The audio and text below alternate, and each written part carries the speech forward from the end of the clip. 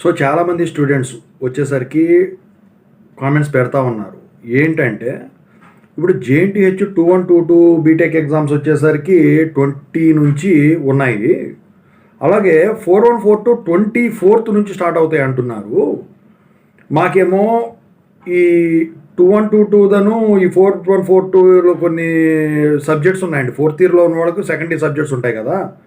మరి ఇప్పుడు 2 ఎగ్జామ్స్కి అట్ ఏ టైం ప్రిపేర్ అవ్వడం అంటే కష్టం అవుతుంది కదా, కొంచెం ఏమైనా టిప్స్ చెప్పగలరా, అది ఎలా ఇది అవ్వాలో అని చెప్పేసి చాలామంది స్టూడెంట్స్ అడుగుతూ ఉన్నారన్నమాట. సో దాని గురించి చెప్పదలిచాను. ముందుగా అయితే ఇంతవరకు ఈ ఛానల్ సబ్స్క్రైబ్ చేసుకుని వాళ్ళు సబ్స్క్రైబ్ చేసుకొని ఈ వీడియోని అయితే లైక్ చేసి షేర్ చేయండి. మీకు ఏమైనా డౌట్స్ ఉన్నట్టయితే కాల్ మీ 4 ద్వారా కాల్ చేయండి.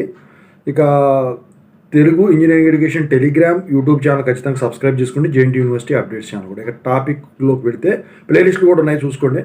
ఇక టాపిక్లో వెళితే ఏంటంటే ఇప్పుడు 20 నుంచి సెకండ్ ఇయర్ ఎగ్జామ్ స్టార్ట్ అవుతున్నాయి. సో రెగ్యులర్ వాళ్ళు సప్లీ వాళ్ళు అయి పర్లేదు.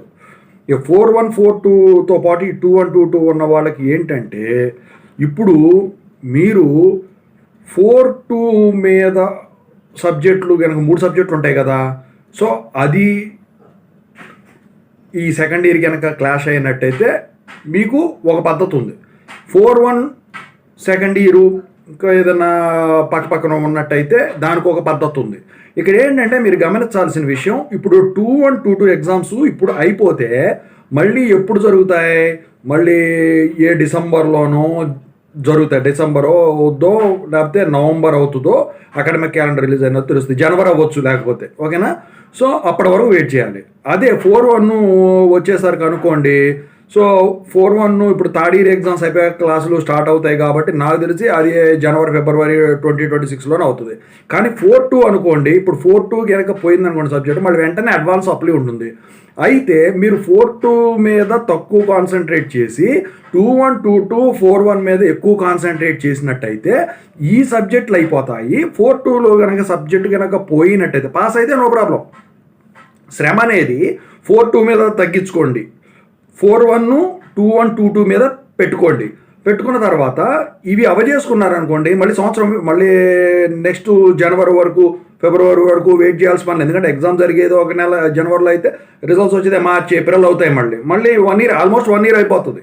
అందుకని చెప్పేసి వీటి మీద ఎక్కువ కాన్సన్ట్రేషన్ పెట్టుకుంటే ఇప్పుడు ఈ సబ్జెక్టులు అవ చేసుకున్నారనుకోండి, ఈ 42లో ఉన్న సబ్జెక్టు 3 సబ్జెక్టులో ఒక సబ్జెక్ట్ మిగిలింది అనుకోండి, అయిపోతే నో ప్రాబ్లం. అవి ఒక సబ్జెక్ట్ మిగిలింది అనుకోండి, మళ్ళీ వెంటనే అడ్వాన్స్ అప్లై ఉంటుంది ఆగస్టు అవుద్దో మళ్ళీ జూలై ఎండింగ్లో పెట్టేస్తాడు.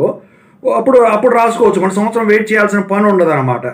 అంతేగాని మీరు ఈ స్పెషల్ సప్లీ ఉంటుందని చెప్పేసి భావనలో మీరు కనుక ఈ సబ్జెక్టులు కనుక వదిలేసుకున్నట్టయితే తీవ్రంగా నష్టపోతారు. సో ప్రైమరీగా ఈ 2122 41 మీద కాన్సన్ట్రేషన్ అనేది మీద ఉండాలి.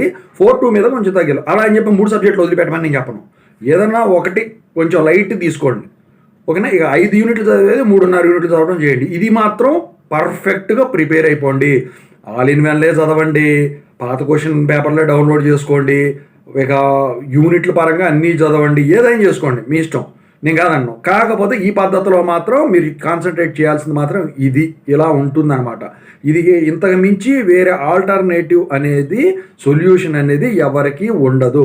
అయితే ప్రాబ్లమేటిక్ సబ్జెక్ట్ అనుకోండి, మీరు ఎక్కువ వచ్చేసరికి చేయటం మీదే దృష్టి పెట్టండి, సాల్వ్ చేయడానికి పేపర్ మీద వరకు, అంతేగాని చూడటం మీద కాదు. అదే థియరీ అనుకోండి, చూసుకున్న పెద్ద ప్రాబ్లం ఉండదు, చూసుకొని ప్రిపేర్ అయినా పెద్ద ప్రాబ్లం ఉండదు.